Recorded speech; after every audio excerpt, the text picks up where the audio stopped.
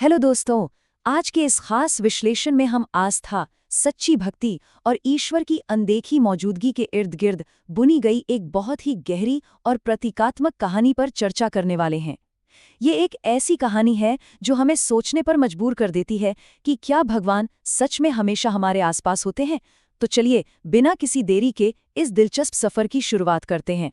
चलिए कहानी के पहले हिस्से की तरफ बढ़ते हैं, माही की कृष्ण भक्ति और उसकी आस्था का संकट।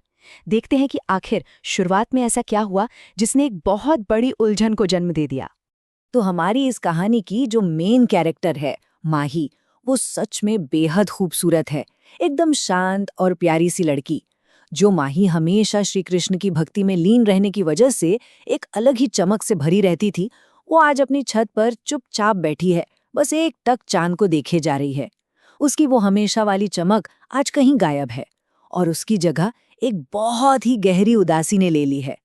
बाहर से वो जितनी शांत दिख रही है ना, अंदर से उसके दिमाग में उतना ही बड़ा तूफान चल रहा है। अब ये अंदर की उदासी और हताशा शब्दों में फूट पड़ती है। अपनी दोस्त रूही के सामने माही एकदम परेशान होकर एक बहुत बड़ा फैसला ले लेती है। वो कहती है, मैं रोज श्री कृष्ण की पूजा करती हूँ, लेकिन वो कभी मुझसे मिलने नहीं आते और अब से मैंने भी प्रण ले लिया है कि मैं उनकी पूजा नहीं करूंगी। आप महसूस कर सकते हैं कि वो कितनी निराश है। उसे ऐसा लग रहा है जैसे उसकी इतनी सच्ची भक्ति को भगवान पूरी तरह से इग्नोर कर रहे हैं। अब ऐसे में जब दिमाग में इतनी उथल-पुथल हो तो माहौल बदलना तो बनता है, राइट? तो कहानी पहुंचती है अपने अगले पड़ाव पर, नदी किनारे का रहस्य, जहां शांति की तलाश की जा रही है।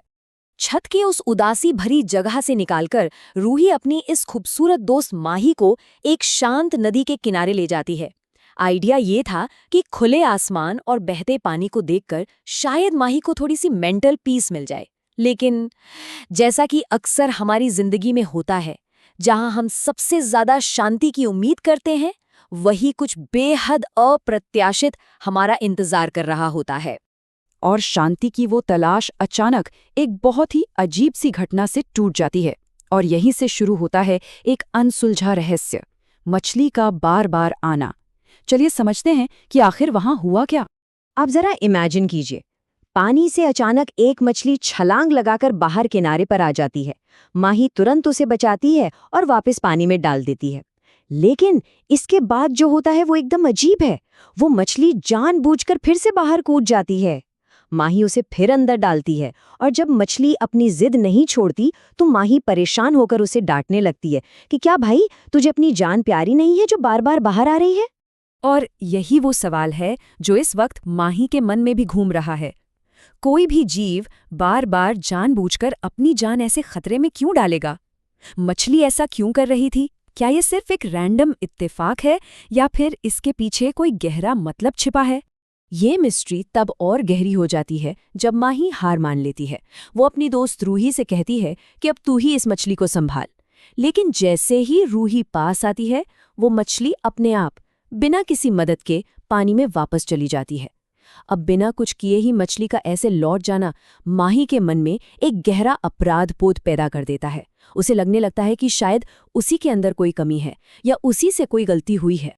जब दिल इतना भारी हो और मन में इतने सारे अनसुलझे सवाल होना, तो इंसान अक्सर भगवान के दर पर ही जाता है।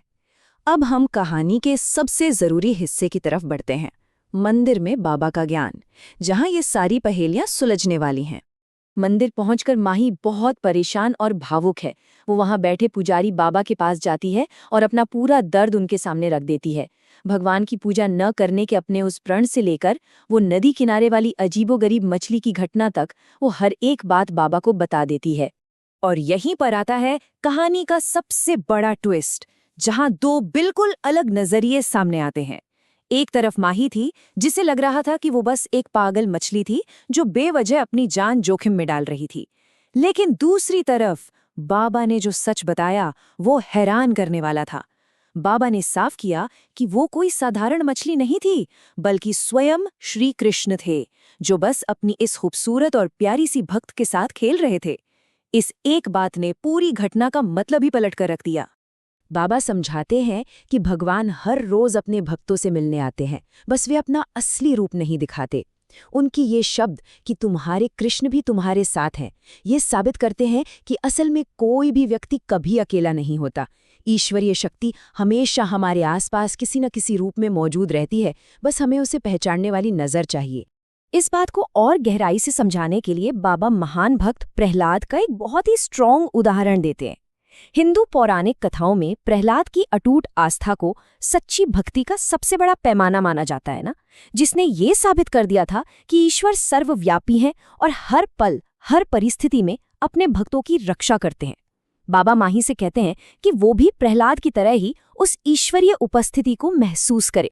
तो दोस्तों, जैसे जैसे हम अपने इस विश्लेषण के अंत की ओर बढ़ रहे हैं, माही की इस पूरी प्रतीकात्मक यात्रा से मिलने वाली सीख को समझना बहुत जरूरी है। चलिए इसके निष्कर्ष पर आते हैं। विश्वास और ईश्वर का साथ। देखिए, यहाँ से जो सबसे जरूरी टेकअवेज निकलते हैं वो बहुत क्लियर हैं। पहला, ईश्वर हमेशा एक साये की तरह हमारे साथ मौजूद हैं। दूसरा, वो हमारी हर एक बात को बहुत ध्यान से सुनते हैं। तीसरा, वो हमारी भावनाओं को बहुत गहराई से समझते हैं। और सबसे अहम बात, इन सब के लिए हमें अपनी आस्था को हमेशा मजबूत और अटूट बनाए रखना चाहिए। यही इस पूरी चर्चा का कोर मैसेज है। अब इस चर्चा को खत्म करने से पहले मैं एक बहुत ही गहरा सवाल आप लोगों के लिए छोड़ना चाहता हूँ। जरा सोचिए, कितनी बार ऐसा होता है कि हमारी रोजमर्रा की जिंदगी में घटने वाली एकदम साधारण सी घटनाएं असल में ईश्वर के हमारे साथ होने का कोई अनदेहा संकेत हो? है ना सोचने वाली बात। अगली बार जब जिंदगी में कुछ अजीब या समझ से बाहर हो, तो शायद हमें रुककर सोचना चाहिए कि कहीं ये कोई इत्तेफाक तो नहीं। आज के इस विश्लेषण में मेरे साथ जुड़ने के लिए आपका बहुत बहुत शुक्रिया।